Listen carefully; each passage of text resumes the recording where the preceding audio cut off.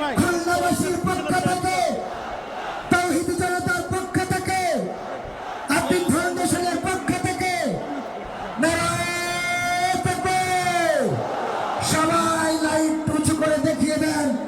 আমাদের আলো স্বল্পতার কারণে মুহতারাম হয়তোবা দেখতে পাবেন না দর্শক কত।